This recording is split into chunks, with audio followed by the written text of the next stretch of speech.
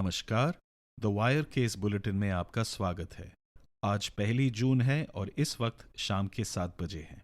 2024 लोकसभा चुनाव का 7वां और अंतिम चरण आज संपन्न हुआ।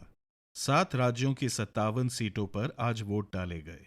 विश्लेषकों का मानना है कि इस बात के पुख्ता सबूत हैं कि लोकसभा चुनाव को 7 चरणों और 77 दिनों तक खींचने से विपक्ष का ही फायदा हुआ है। नरेंद्र मोदी और अमित शाह ने शायद इसकी उम्मीद नहीं की होगी। विशेषज्ञों के अनुसार भाजपा के 400 पार अभियान ने मतदाताओं को डराना शुरू कर दिया, क्योंकि उन्हें लगने लगा कि मोदी अपने प्रचंड बहुमत के साथ संविधान को बदल सकते हैं। कांग्रेस और अन्य विपक्षी नेता अपने संविधान बचाओ अभियान को देश के अंदरूनी इलाकों में ले गए और जैसे जैसे चुनाव अप्रैल और मई तक आगे बढ़ा, दलितों और गरीब ओबीसी वर्गों के बीच भाजपा की नीयत के बारे में आशंकाएं बढ़ने लगी। जब तक मोदी को भाजपा के 400 पार अभियान के नुकसान का एहसास हुआ, देर हो चुकी थी। संविधान बदलने की आशंका अब तक जड़ें जमा चुकी थी।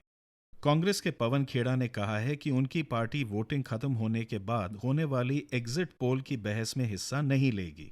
उन्होंने कहा, मतदाताओं ने अपना वोट डाल दिया है और उनका फैसला सुरक्षित हो गया है। नतीजे 4 जून को आ ही जाएंगे। उससे पहले हमें टीआरपी के लिए अटकलों और झगड़े में शामिल होने का कोई कारण नहीं दिखता है।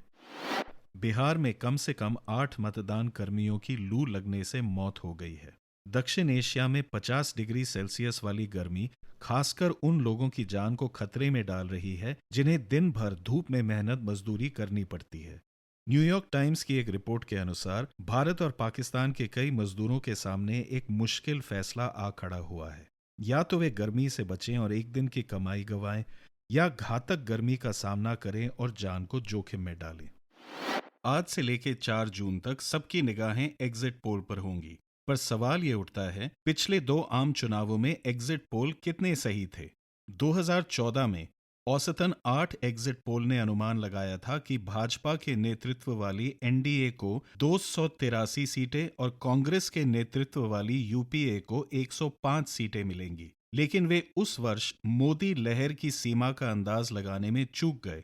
एनडीए को 333 सीटें मिली और यूपीए को केवल 60 सीटें। इनमें से बीजेपी ने 282 और कांग्रेस ने सिर्फ 44 सीटें जीती।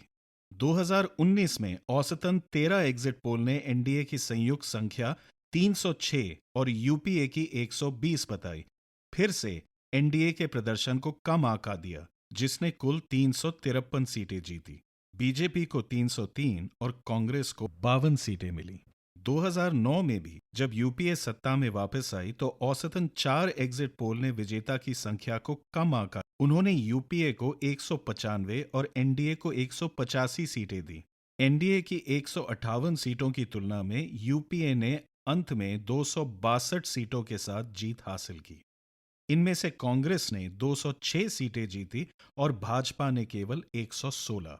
हिंदू बिजनेस लाइन ने एग्जिट पोल के बारे में सावधानी बरतते हुए कहा है, पिछले 2 लोकसभा चुनावों के बाद एग्जिट पोल के विश्लेषण से पता चलता है कि वे बहुत सटीक नहीं थे। एग्जिट पोल की विश्वसनीयता कई चीजों पर निर्भर करती है, जैसे कि एकत्र किया गया डेटा, प्रश्नावली का डिजाइन और विश्लेषण करने का तरीका।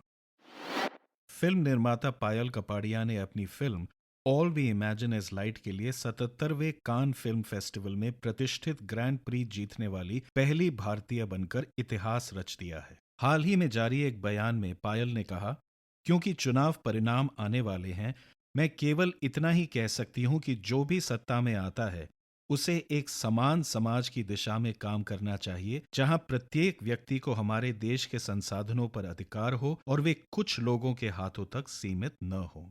और इसी के साथ आज का ये बुलेटिन यहीं समाप्त हुआ। सोमवार तक के लिए इजाजत दीजिए। नमस्कार।